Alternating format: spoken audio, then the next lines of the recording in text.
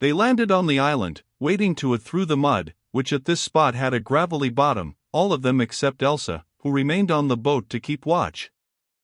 Following otter paths through the thick rushes, they came to the center of the islet, some 30 yards away. Here, at a spot which Martha ascertained by a few hurried pacings, grew a dense tuft of reeds. In the midst of these reeds was a duck's nest with the young just hatching out, off which the old bird flew with terrified quackings.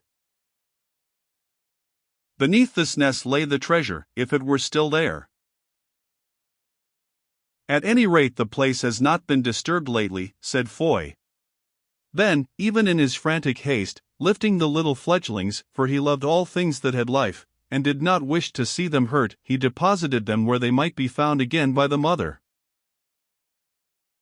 "Nothing to dig with," muttered Martin, "not even a stone." Thereon Martha pushed her way to a willow bush that grew near, and with the smaller of the two axes, which she held in her hand, cut down the thickest of its stems and ran back with them. By the help of these sharpened stakes, and with their axes, they began to dig furiously, till at length the point of Foy's implement struck upon the head of a barrel. "The stuff is still here, keep to it, friends," he said, and they worked on with a will till 3 of the 5 barrels were almost free from the mud. "Best make sure of these," said Martin. "Help me, master," and between them one by one they rolled them to the water's edge, and with great efforts, Elsa aiding them, lifted them into the boat. As they approached with the third cast, they found her staring white-faced over the tops of the feathery reeds. "What is it, sweet?" asked Foy. "The sail, the following sail," she answered. They rested the barrel of gold upon the gunwale and looked back across the little island. Yes, there it came, sure enough, a tall, white sail not 800 yards away and bearing down straight upon the place. Martin rolled the barrel into position. "I hoped that they would not find it," he said, "but Martha draws maps well, too well. Once, before she married, she painted pictures, and that is why." "What is to be done?" asked Elsa. "I don't know," he answered, and as he spoke Martha ran up, for she also had seen the boat. "You see," he went on, "if we try to escape they will catch us, 4 oars can't race a sail." "Oh," said Elsa, "must we be taken after all?" "I hope not, girl," said Martha, "but it is as God wills. Listen, Martin," and she whispered in his ear. "Good," he said, "if it can be done, but you must watch your chance. Come, now, there is no time to lose. And you, lady, come also, for you can help to roll the last 2 barrels." Then they ran back to the hole, whence Foy and Adrian, with great toil, had just dragged the last of the tubs. For they, too, had seen the sail, and knew that time was short. "Here, Adrian," said Martin, "you have the crossbow and the bolts, and you used to be the best shot of all 3 of us. Will you help me to hold the causeway?" Now Adrian knew that Martin said this, not because he was a good shot with the crossbow, but because he did not trust him, and wished to have him close to his hand, but he answered, "With all my heart, as well as I am able." "Very good," said Martin. "Now let the rest of you get those 2 casks into the boat, leaving the Juffro hidden in the reeds to watch by it, while you, Foy and Martha, come back to help us. Lady, if they sail round the island, call and let us know." So Martin and Adrian went down to the end of the little gravelly tongue and crouched among the tall meadowsweet and grasses, while the others, working furiously, rolled the 2 barrels to the water edge and shipped them, throwing rushes over them that they might not catch the eye of the Spaniards. The sailing boat drew on. In the stern sheets of it sat Ramiro, an open paper, which he was studying, upon his knee, and still slung about his body the great sword Silence. "Before I am half an hour older," reflected Martin, for even now he did not like to trust his thoughts to Adrian, "either I will have that sword back again, or I shall be a dead man. But the odds are great, 11 of them, all tough fellows, and we but 3 and 2 women." Just then Ramiro's voice reached them across the stillness of the water. "Down with the sail," he cried cheerily, "for without a doubt that is the place. There are the 6 islets in a line, there in front the other island shaped like a herring, and there the little promontory marked landing place. How well this artist draws, to be sure." The rest of his remarks were lost in the creaking of the blocks as the sail came down. "Shallow water ahead, senor," said a man in the bows sounding with a boathook. "Good," answered Ramiro, throwing out the little anchor, "we will wait ashore." As he spoke, the Spanish soldier with the boathook suddenly pitched head first into the water, a quarrel from Adrian's crossbow through his heart. "Ah," said Ramiro, "so they are here before us. Well, there can't be many of them. Now then, prepare to land." Another quarrel whistled through the air and stuck in the mast, doing no hurt. After this no more bolts came, for in his eagerness Adrian had broken the mechanism of the bow by overwinding it, so that it became useless. They leaped into the water, Ramiro with them, and charged for the land, when of a sudden, almost at the tip of the little promontory, from among the reeds rose the gigantic shape of Red Martin, clad in his tattered jerkin and bearing in his hand a heavy axe, while behind him appeared Foy and Adrian. "Why, by the saints," cried Ramiro, "there's my weathercock's son again, fighting against us this time. Well, Weathercock, this is your last veer." Then he began to wade towards the promontory. "Charge," he cried, but not a man would advance within reach of that axe. They stood here and there in the water looking at it doubtfully, for although they were brave enough, there was none of them but knew of the strength and deeds of the red Frisian giant, and half-starved as he was, feared to meet him face to face. Moreover, he had a position of advantage, of that there could be no doubt. "Can I help you to land, friends?" said Martin, mocking them. "No, it is no use looking right or left, the mud there is very deep." "An arquebus, shoot him with an arquebus," shouted the men in front, but there was no such weapon in the boat, for the Spaniards, who had left in a hurry, and without expecting to meet Red Martin, had nothing but their swords and knives.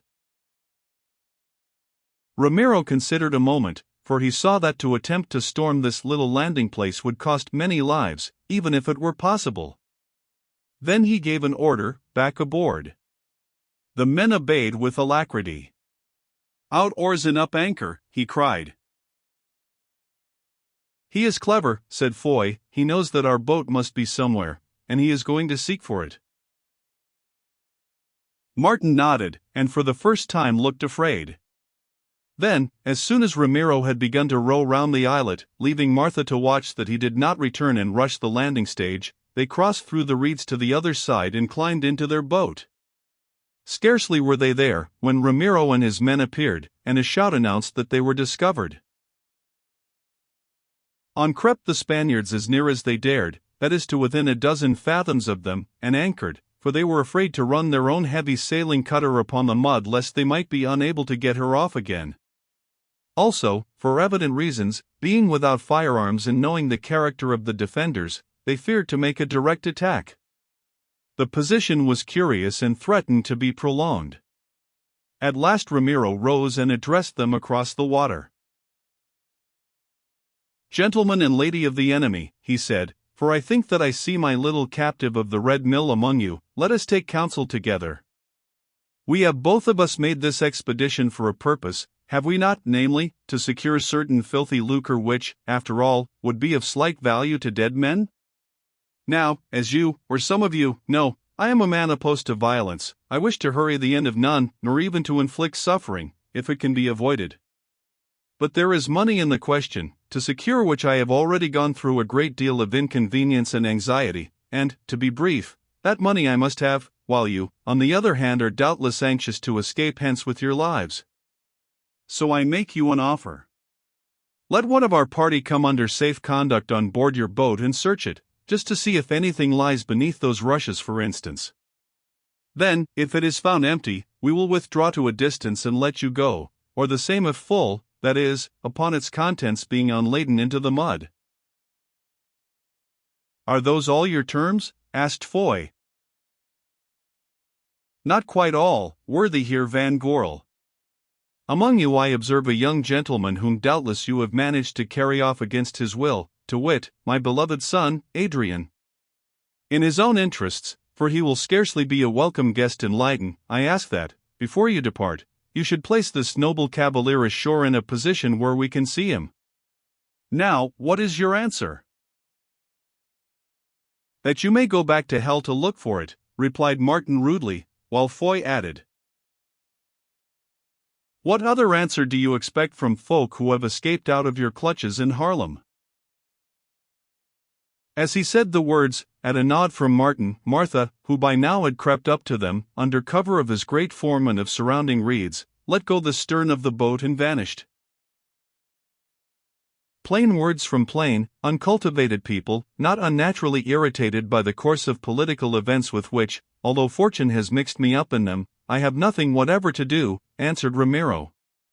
But once more I beg of you to consider. It is probable that you have no food upon your boat, whereas we have plenty. Also, in due course, darkness will fall, which must give us a certain advantage. Moreover, I have reason to hope for assistance. Therefore, in a waiting game like this the cards are with me, and as I think your poor prisoner, Adrian, will tell you, I know how to play a hand at cards. About 8 yards from the cutter, in a thick patch of water lilies, just at this moment an otter rose to take air, an old dog otter, for it was grey-headed. One of the Spaniards in the boat caught sight of the ring it made, and picking up a stone from the ballast threw it at it idly. The otter vanished. We have been seeking each other a long while, but have never come to blows yet, although, being a brave man, I know you would wish it, said Red Martin modestly. Señor Ramiro, will you do me the honor to overlook my humble berth and come ashore with me for a few minutes, man against man? The odds would be in your favor, for you have armor and I have nothing but a worn bull's hide, also you have my good sword Silence and I only a woodman's axe. Still I will risk it, and, what is more, trusting to your good faith, we are willing to wager the treasure of Hendrik Brant upon the issue. So soon as they understood this challenge a roar of laughter went up from the Spaniards in the boat, in which Ramiro himself joined heartily. The idea of anyone voluntarily entering upon a single combat with the terrible Frisian giant, who for months had been a name of fear among the thousands that beleaguered Haarlem, struck them as really ludicrous. But of a sudden they ceased laughing, and one and all stared with a strange anxiety at the bottom of their boat, much as terrier dogs stare at the earth beneath which they hear invisible vermin on the move. Then a great shouting arose among them, and they looked eagerly over the gunwales, yes, and began to stab at the water with their swords. But all the while through the tumult and voices came a steady, regular sound as of a person knocking heavily on the further side of a thick door. Mother of heaven, screamed someone in the cutter, we are scuttled, and they began to tear at the false bottom of their boat, while others stabbed still more furiously at the surface of the mere. Now, rising one by one to the face of that quiet water, could be seen bubbles, and the line of them ran from the cutter towards the rowing boat. Presently, within 6 feet of it, axe in hand, rose the strange and dreadful figure of a naked, skeleton-like woman covered with mud and greenweeds, and bleeding from great wounds in the back and sides. There it stood, shaking an axe at the terror-stricken Spaniards, and screaming in short gasps. Paid back! Paid back, Ramiro! Now sink and drown, you dog, or come, visit Red Martin on the shore. Well done, Martha, roared Martin, as he dragged her dying into the boat. While he spoke, lo! The cutter began to fill and sink. There is but one chance for it, cried Ramiro, overboard and at them. It is not deep, and springing into the water, which reached to his neck, he began to wade towards the shore. Push off, cried Foy, and they thrust and pulled. But the gold was heavy, and their boat had settled far into the mud. Do what they might, she would not stir.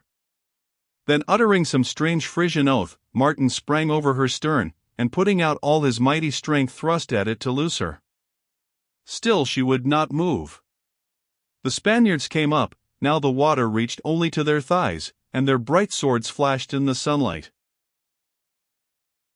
"Cut them down," yelled Ramiro. "At them for your lives' sake." The boat trembled, but she would not stir. "Too heavy in the bows," screamed Martha, and struggling to her feet, with one wild scream she launched herself straight at the throat of the nearest Spaniard. She gripped him with her long arms, and down they went together. Once they rose, then fell again, and through a cloud of mud might be seen struggling upon the bottom of the mere till presently they lay still, both of them. The lightened boat lifted, and in answer to Martin's mighty efforts glided forward through the clinging mud. Again he thrust, and she was clear. "Climb in, Martin, climb in," shouted Foy as he stabbed at a Spaniard. "By heaven!" "No," roared Ramiro, splashing towards him with the face of a devil. For a second Martin stood still. Then he bent, and the sword cut fell harmless upon his leather jerkin. Now very suddenly his great arms shot out. Yes, he seized Ramiro by the thighs and lifted, and there was seen the sight of a man thrown into the air as though he were a ball tossed by a child at play, to fall headlong upon the casks of treasure in the skiff prow where he lay still. Martin sprang forward and gripped the tiller with his outstretched hand as it glided away from him. "Row, master, row," he cried, and Foy rowed madly until they were clear of the last Spaniard, clear by 10 yards. Even Elsa snatched a rowlock, and with it struck a soldier on the hand who tried to stay them, forcing him to loose his grip, a deed of valor she boasted of with pride all her life through.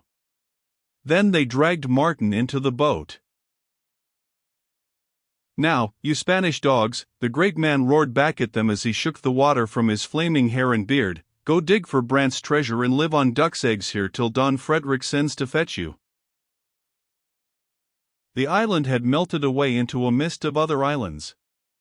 No living thing was to be seen save the wild creatures and birds of the Great Lake, and no sound was to be heard except their calling and the voices of the wind and water. They were alone and safe, and there at a distance towards the skyline rose the church towers of Leyden, for which they headed. "Juffrouw," said Martin presently, "there is another flagon of wine in that locker, and we should be glad of a pull at it." Elsa, who was steering the boat, rose and found the wine in a horn mug, which she filled and handed first to Foy. "Here's a health," said Foy as he drank, "to the memory of Mother Martha, who saved us all. Well, she died as she would have wished to die, taking a Spaniard for company, and her story will live on." "Amen," said Martin. Then a thought struck him, and, leaving his oars for a minute, for he rowed 2 as against Foy's and Adrian's 1, he went forward to where Ramiro lay stricken senseless on the kegs of specie and jewels in the bows, and took from him the great sword Silence. But he strapped the Spaniard's legs together with his belt. "That crack on the head keeps him quiet enough," he said in explanation, "but he might come to and give trouble, or try to swim for it, since such cats have many lives." "Ah! Señor Ramiro, I told you I would have my sword back before I was half an hour older, or go where I shouldn't want one." Then he touched the spring in the hilt and examined the cavity. "Why," he said, "here's my legacy left in it safe and sound. No wonder my good angel made me mad to get that sword again." "No wonder," echoed Foy, "especially as you got Ramiro with it," and he glanced at Adrian, who was laboring at the bow oar, looking, now that the excitement of the fight had gone by, most downcast and wretched. Well he might, seeing the welcome that, as he feared, awaited him in Leyden. For a while they rowed on in silence.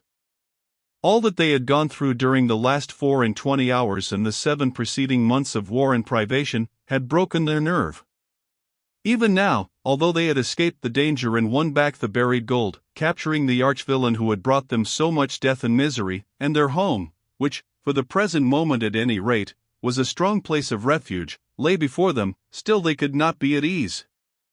Where so many had died, where the risks had been so fearful, it seemed almost incredible that they 4 should be living in Hale, the weary, with a prospect of continuing to live for many years.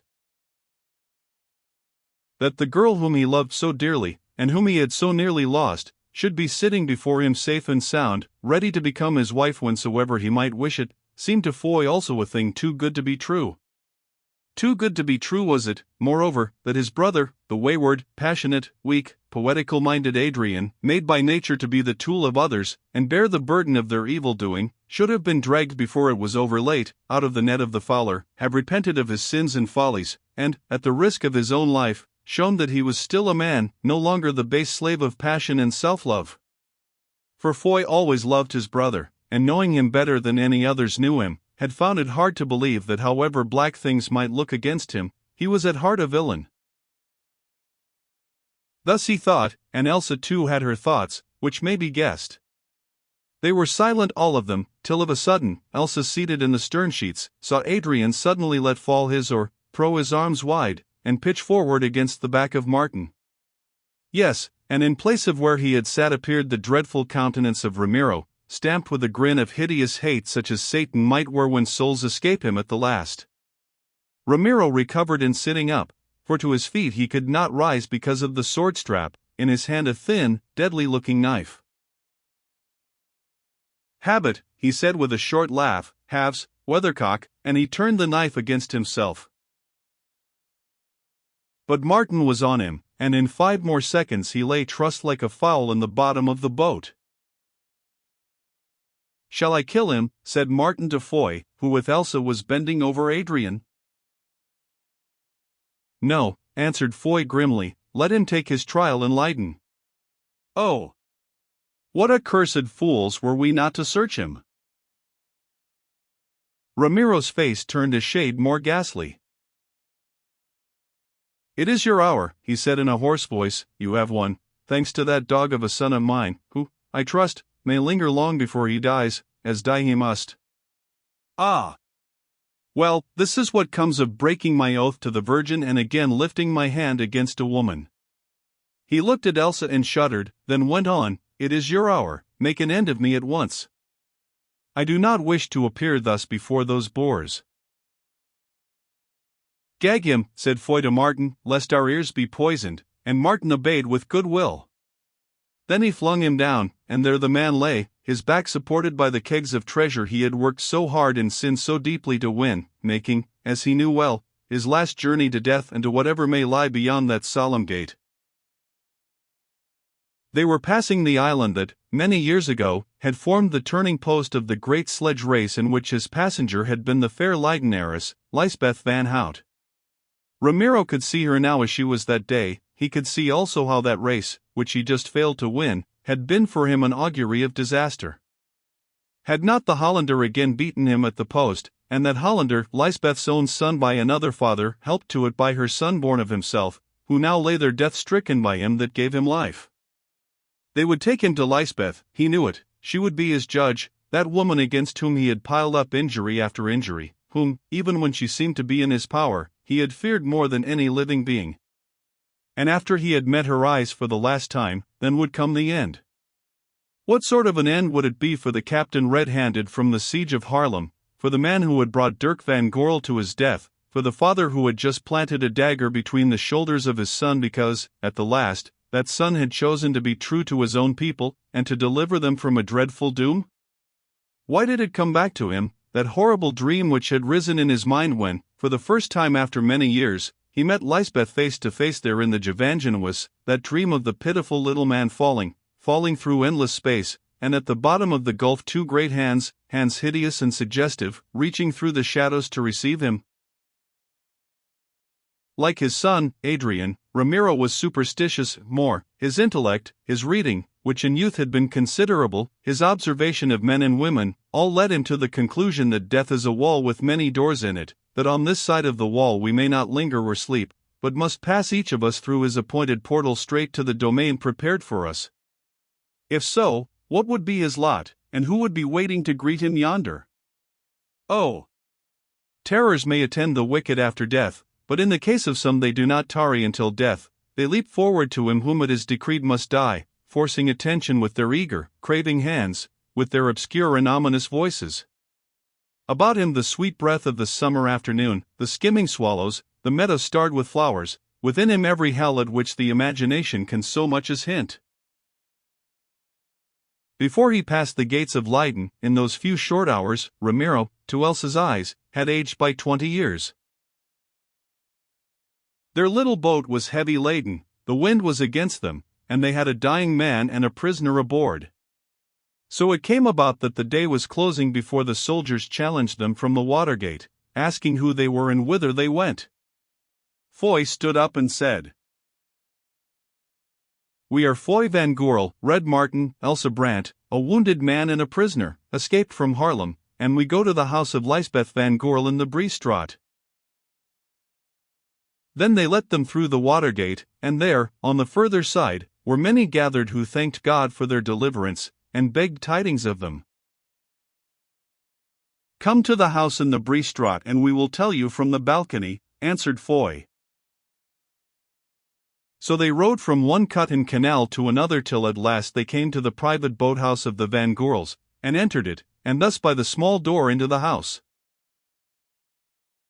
Lysbeth van Goorl, recovered from her illness now, but aged and grown stern with suffering, sat in an armchair in the great parlour of her home in the Breestraat, the room where as a girl she had cursed Montalvo, where not a year ago, she had driven his son, the traitor Adrian, from her presence. At her side was a table on which stood a silver bell and 2 brass holders with candles ready to be lighted. She rang the bell and a woman servant entered, the same who, with Elsa, had nursed her in the plague. "What is that murmuring in the street?" Lysbeth asked. "I hear the sound of many voices. Is there more news from Haarlem?" "Alas!" "Yes," answered the woman. "A fugitive says that the executioners there are weary, so now they tie the poor prisoners back to back and throw them into the mere to drown." A groan burst from Lysbeth's lips. "Foy, my son, is there," she muttered, "and Elsa Brandt his affianced wife, and Martin his servant, and many another friend. Oh! God, how long, and her head sank upon her bosom. Soon she raised it again and said, "Light the candles, woman, this place grows dark, and in its gloom I see the ghosts of all my dead." They burned up 2 stars of light in the great room. "Whose feet are those upon the stairs?" asked Lysbeth. "The feet of men who bear burdens." "Open the large doors, woman, and let that enter which it pleases God to send us." So the doors were flung wide, and through them came people carrying a wounded man, then following him Foy and Elsa, and, lastly, towering above them all, Red Martin, who thrust before him another man. Lysbeth rose from her chair to look. "Do I dream?" she said, "or, son Foy, hath the angel of the Lord delivered you out of the hell of Haarlem?" "We are here, mother," he answered. "And whom," she said, pointing to the figure covered with a cloak, "do you bring with you?" "Adrian, mother, who is dying."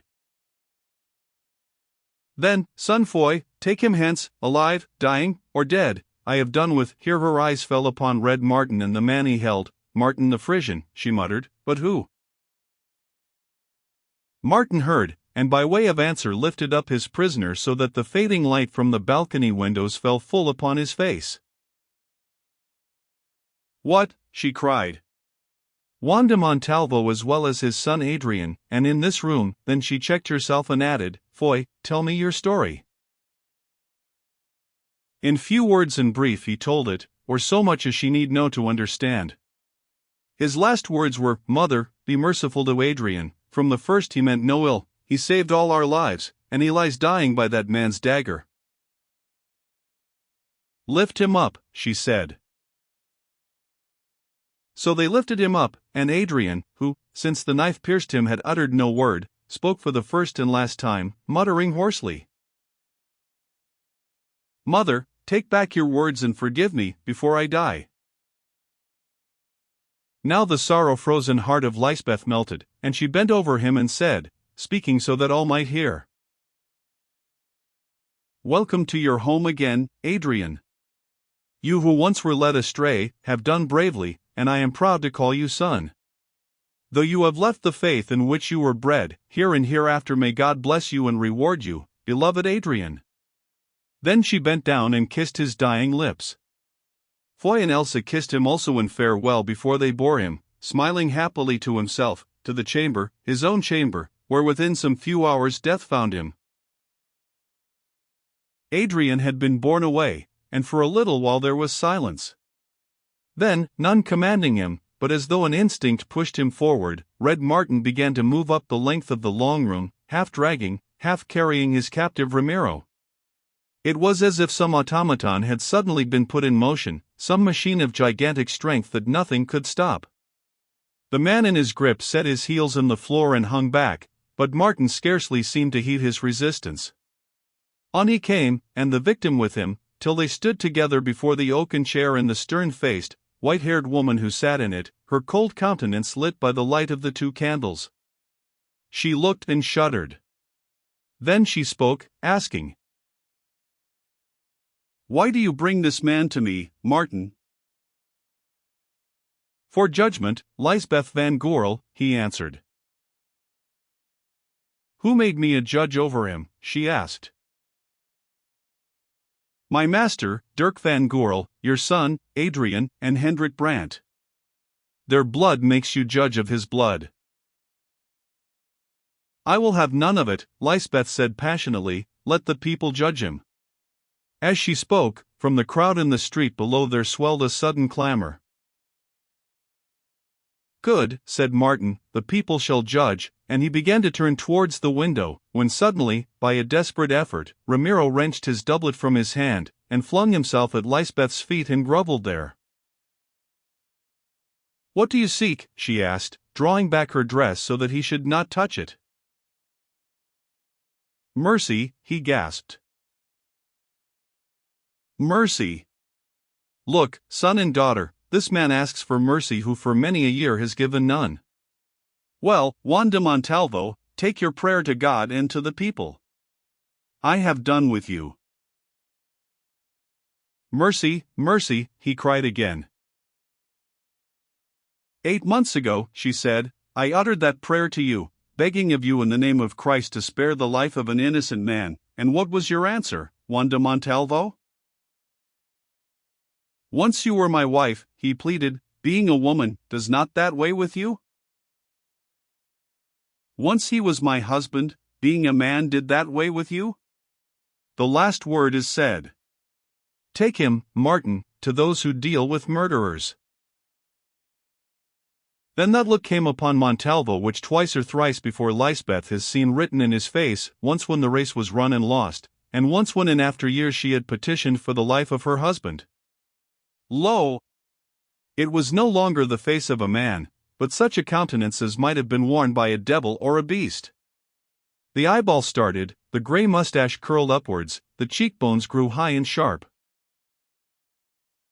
"Night after night," he gasped, "you lay at my side, and I might have killed you, as I have killed that brat of yours, and I spared you, I spared you. God spared me, Juan de Montalvo, that he might bring us to this hour. Let him spare you also if he will. I do not judge. He judges and the people," and Lysbeth rose from her chair. "Stay," he cried, gnashing his teeth. "No, I stay not, I go to receive the last breath of him you have murdered, my son and yours." He raised himself upon his knees, and for a moment their eyes met for the last time. "Do you remember," she said in a quiet voice, "many years ago, in this very room, after you had bought me at the cost of Dirk's life, certain words I spoke to you? Now I do not think that it was I who spoke, Juan de Montalvo." And she swept past him and through the wide doorway. Red Martin stood upon the balcony gripping the man Ramiro. Beneath him the broad street was packed with people, hundreds and thousands of them, a dense mass seething in the shadows, save here and again where a torch or a lantern flared showing their white faces, for the moon, which shone upon Martin and his captive, scarcely reached those down below. As gaunt, haggard, and long-haired, he stepped upon the balcony, they saw him and his burden, and there went up such a yell as shook the very roofs of Leyden. Martin held up his hand, and there was silence, deep silence, through which the breath of all that multitude rose in sighs, like the sighing of a little wind. "Citizens of Leyden, my masters," the Frisian cried, in a great, deep voice that echoed down the street, "I have a word to say to you. This man here, do you know him?" Back came an answering yell of "Aye." "He is a Spaniard," went on Martin, "the noble Count Juan de Montalvo, who many years past forced one Lysbeth van Hout of this city into a false marriage, buying her at the price of the life of her affianced husband, Dirk van Goorl, that he might win her fortune." "We know it," they shouted. "Afterwards he was sent to the galleys for his crimes. He came back, and was made governor of the Gevangenuis by the bloody Alva, where he brought to death your brother and past burgomaster, Dirk van Goorl. Afterwards he kidnapped the person of Elsa Brandt, the daughter of Hendrik Brandt, whom the Inquisition murdered at the Hague. We rescued her from him, my master, Foy van Goorl, and I. Afterwards he served with the Spaniards as a captain of their forces in the siege of Haarlem yonder, Haarlem that fell 3 days ago, and whose citizens they are murdering tonight, throwing them 2 by 2 to drown in the waters of the Mere. Kill him. Cast him down, roared the mob. Give him to us, read Martin. Again the Frisian lifted his hand, and again there was silence, a sudden, terrible silence. "This man had a son, my mistress, Lysbeth van Goorl, to her shame and sorrow, was the mother of him. That son, repenting, saved us from the sack of Haarlem, through him the 3 of us, Foy van Goorl, Elsa Brandt, and I, Martin Roos, their servant, are alive tonight.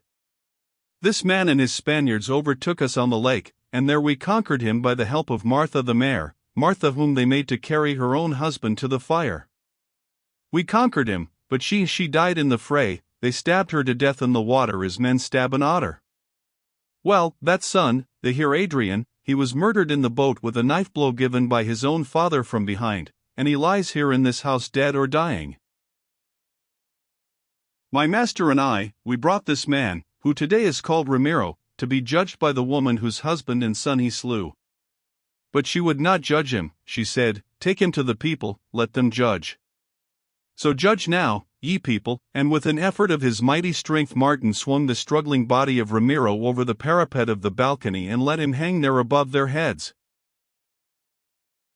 They yelled, they screamed in their ravenous hate and rage, they leapt up as hounds leap at a wolf upon a wall. Give him to us, that was their cry. Martin laughed aloud. Take him then, he said, take him, ye people, and judge him as you will, and with one great heave he hurled the thing that writhed between his hands far out into the center of the street. The crowd below gathered themselves into a heap like water above a boat sinking in the heart of a whirlpool. For a minute or more they snarled and surged and twisted. Then they broke up and went away, talking in short, eager sentences. And there, small and dreadful on the stones, lay something that once had been a man. Thus did the burghers of Leyden pass judgment and execute it upon that noble Spaniard, the Count Juan de Montalvo.